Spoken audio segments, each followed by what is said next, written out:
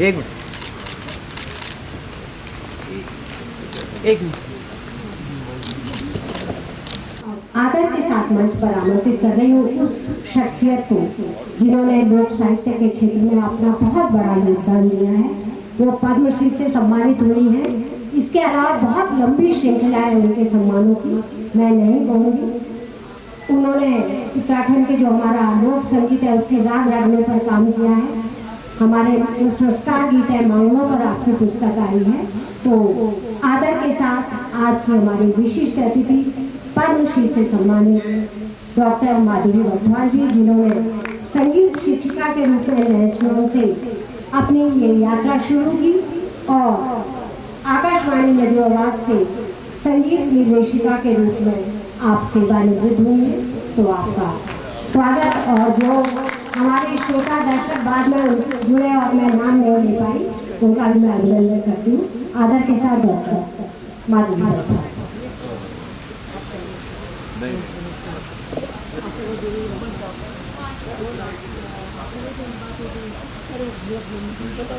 सबसे पहले तो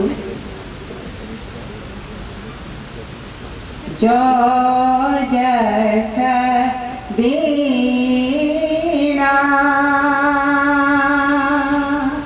गावा को भूमिया, जो जैसा देना पंचनामा देवा। इस पवित्र भूमि को मैं प्रणाम करती हूँ और जय और यश देने की कामना करती हूँ सबके लिए, सब पूरे विश्व के लिए। और उसी भूमि पर जन्म हुआ है विजय जुयाल जी को यथा नाम तथा सब वही है। विजय तो मिलेगी ही भाई, कभी न कभी तो मिलेगी।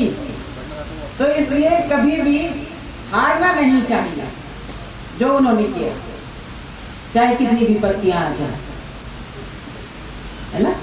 तो सबको मैं मंचासीन सब विद्वजनों को मैं प्रणाम करती हूँ और सभागार में अवस्थित सब अपने स्वजनों को मैं हार्दिक प्रणाम करती हूँ हृदय से।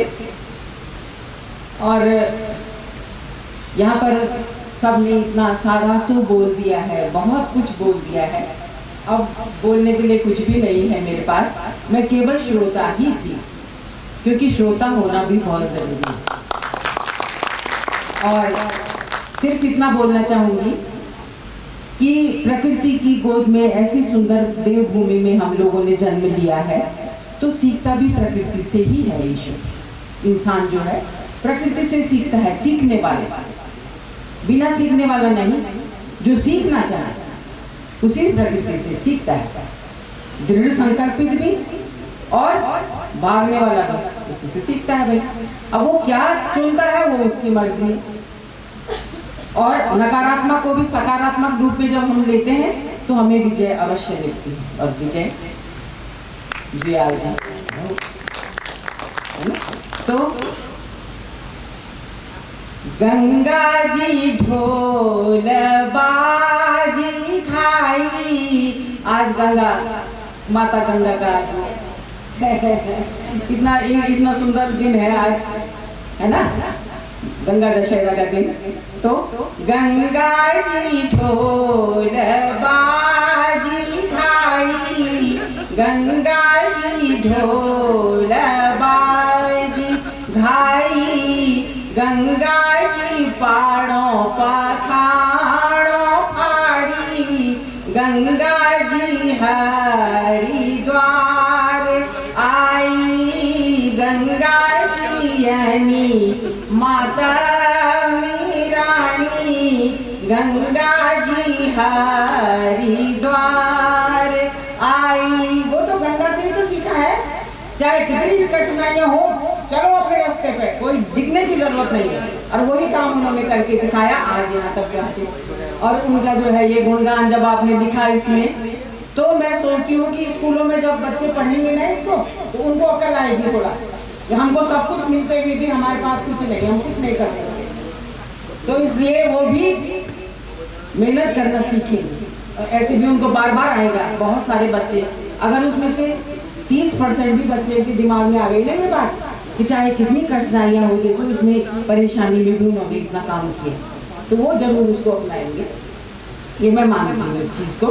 और यहाँ की जो माँ है, अब जिया वो ना गया, 9 पुत्रियाँ और 9 पुत्र थे उनके, नागवंशी जो माता थी वो। तो जिया वो नागीना जिया ढोल बाजे,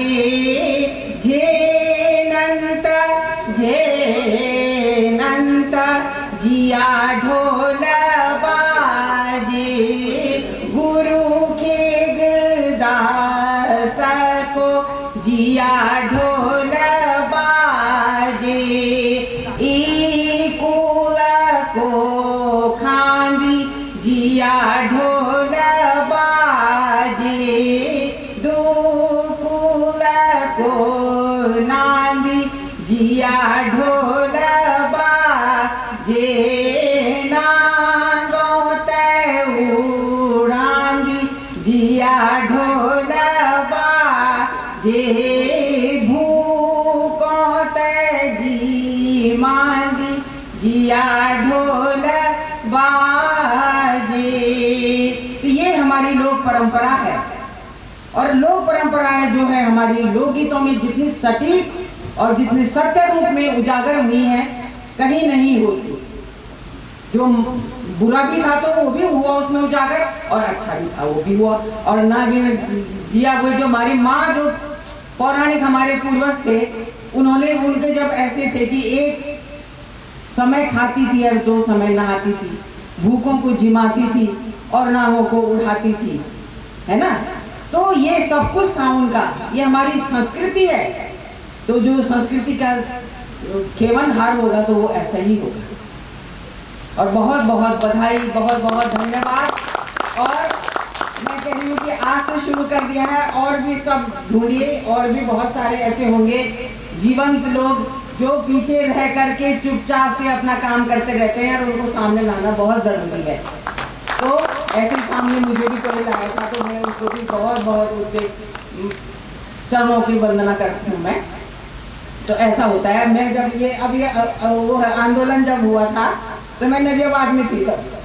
अब क्या हुआ कि मुझसे कहने लगे कि दीदी एक वहाँ पर जागर गायिका है, पता नहीं दिमाग से भी वैसी है, और वो हट ही नहीं रही है, वो कर्फ्यू लगा रहा है कोर्ट। अगर मैं इनका क्या करूँ, तो कह लगी कि आप ही चलो, अब आप चलो हमारे साथ, तब आप उसको उस घर तक ले सकते हो, और किसी की बस की बात नहीं। वो तो पुलिस के कुछ नहीं मानती, किसी को नहीं मानती, वो सुन ही नहीं रही किसी की बात। तो फिर मैं गई वहाँ, तो आकाशवाणी गाड़ी तो सब जगह जाती है।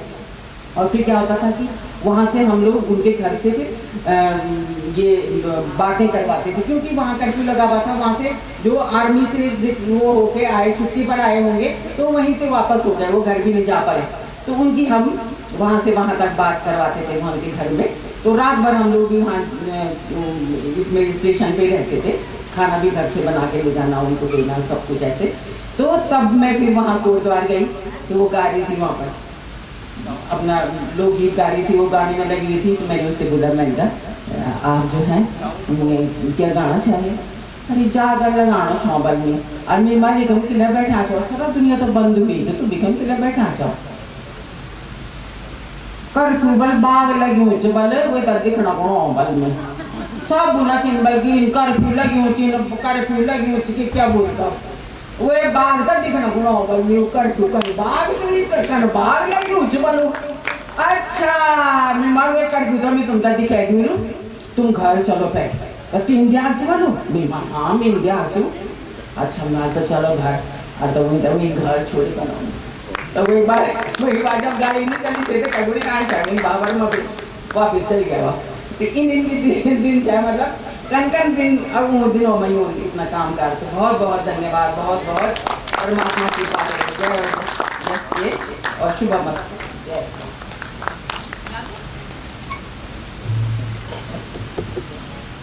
हार्दिक आभार डॉक्टर माधुरी बर्थवाल जी। आप गीत और संगीत का माध्यम से अपनी बात हमारा सामने रखी। मैं आपको बहुत बहुत आभार प्रकट कर दूँ और आप